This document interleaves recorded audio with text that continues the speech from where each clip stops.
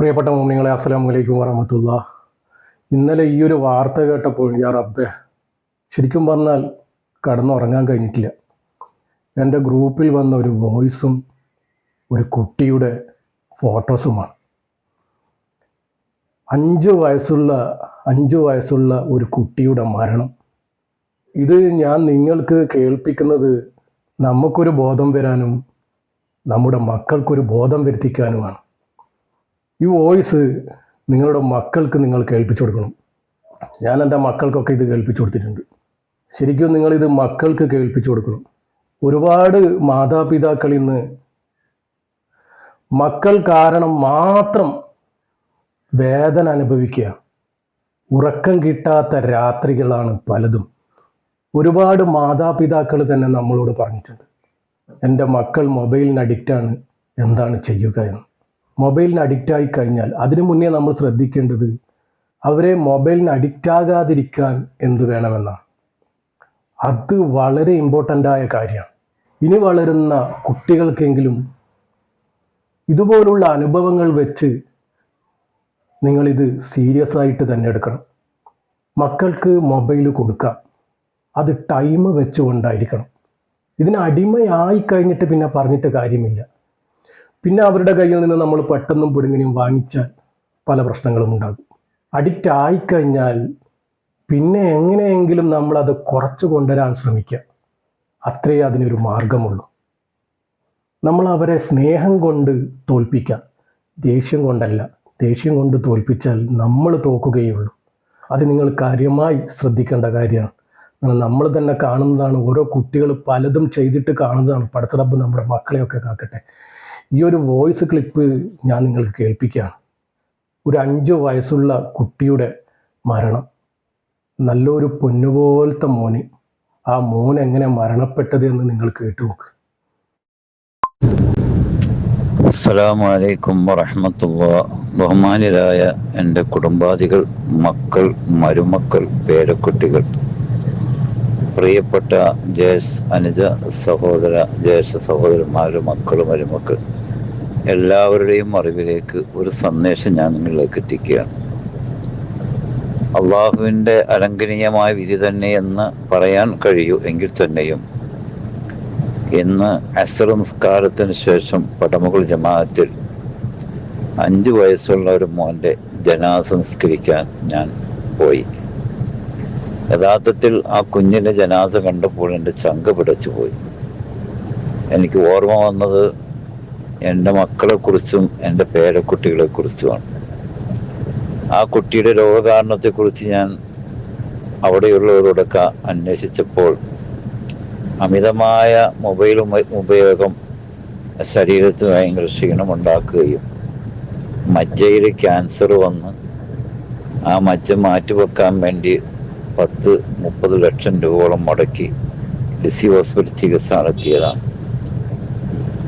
അവർ തിരിച്ചു വരുമെന്ന പ്രതീക്ഷയിലാണ് ട്രീറ്റ്മെൻ്റ് എല്ലാം നടത്തിയത്. പടച്ചവൻ്റെ തീരുമാനം പോലെ തന്നെ ആ കുട്ടിക്ക് അവസാന നിമിഷത്തിൽ വെന്റിലേറ്ററിലേക്ക് മാറ്റി. ഇന്ന് 1.5 മണിയോടുകൂടി ആ കുഞ്ഞ് മരിച്ചുപോയി. കോളേജിലൊക്കെ ദ്വാരക്കാൻ വേണ്ടി ആ കുടുംബാദികളൊക്കെ വന്നതാണ്. ഞാൻ പറഞ്ഞു വന്നത്, മൊബൈൽ ഉപയോഗം ഞാൻ പല പ്രാവശ്യം പല തരത്തിലും പല മെസ്സേജുകളും എൻ്റെ കുടുംബത്തിലും എൻ്റെ ഫാമിലി ഗ്രൂപ്പിലൊക്കെ ഞാൻ ഇടാറുണ്ട്. പക്ഷെ ആരും ഒരു മാതാപിതാക്കളൊന്നും മൈൻഡ് ചെയ്യാറില്ല, അത് ഗൗരവത്തിലെടുക്കാറില്ല. മൊബൈൽ കണ്ടാൽ ഇപ്പം എന്താ കുഴപ്പം, നോക്കിയാൽ എന്താണ് കുഴപ്പം, അതെന്താ പ്രശ്നം? കുഞ്ഞുങ്ങളുടെ കരച്ചിൽ മാറ്റാൻ വേണ്ടിയിട്ട് ഈ സാധനം ഉപയോഗിക്കാൻ കൊടുക്കും.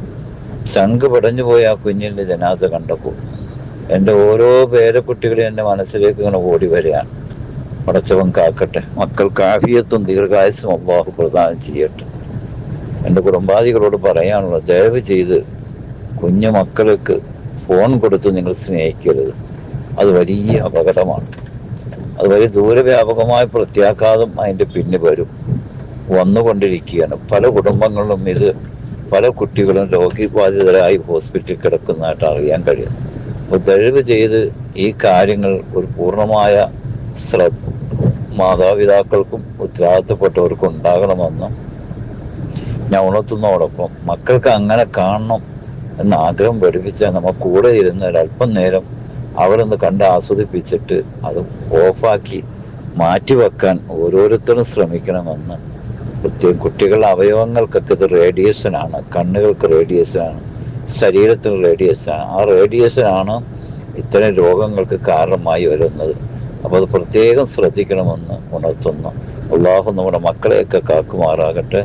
മക്കൾക്ക് ആഫിയത്തും ദീർഘായുസ്സും അള്ളാഹു പ്രദാനം ചെയ്യുമാറാകട്ടെ. എല്ലാവിധ മാരക രോഗങ്ങൾ തൊട്ട് അവരെയും നമ്മെ അള്ളാഹു കാക്കുമാറാകട്ടെ. ആമീൻ റഹ്മത്തിക്ക. അദ്ദേഹം പറഞ്ഞത് വളരെ കറക്റ്റാണ്. ഇത് കേൾക്കുമ്പോൾ നമുക്ക് ആദ്യം ഓർമ്മ വരിക നമ്മുടെ മക്കളെ തന്നെയാണ്. നമുക്കൊക്കെ കേട്ടിട്ടൊരു ബോധം വരാനാണ് ഞാൻ ഈ വോയിസ് ഇവിടെ വെക്കുന്നത്. ഉമ്മമാരൊക്കെ വളരെ നിസ്സാരമായി തള്ളിക്കളയുന്ന ഈ ഒരു സംഭവം അവസാനം നമ്മൾ ഖേദിക്കേണ്ടി വരും. മൊബൈല് നമ്മുടെ കുടുംബത്തിൽ വലിയൊരു പ്രശ്നമായി കൊണ്ടിരിക്കുകയാണ്. എല്ലാം എന്ന് പറയാൻ കഴിയില്ലായിരിക്കും. ഓരോ വീട്ടിലും ഓരോ മാതാപിതാക്കളും ഇത് കാരണം വിഷമിക്കുന്നുണ്ട് എന്ന് നമുക്കറിയാം. നമ്മുടെയൊക്കെ കുടുംബത്തിൽ വലിയൊരു പ്രശ്നക്കാരനായി മാറിയിരിക്കുകയാണ് ഇന്ന് മൊബൈൽ. അപ്പോൾ ഇത് കേട്ടിട്ടെങ്കിലും ഇനി വളരുന്ന മക്കളെ വളരെയധികം ശ്രദ്ധിക്കേണ്ടിയിരിക്കുന്നു. ഈ മൊബൈലിന് അഡിക്റ്റായ കുട്ടികളെ പെട്ടെന്ന് പിടിച്ചു വാങ്ങാതെ സ്നേഹം കൊണ്ട് എങ്ങനെയെങ്കിലും നമ്മളത് കുറച്ച് കൊണ്ടുവരാൻ ശ്രമിക്കണം.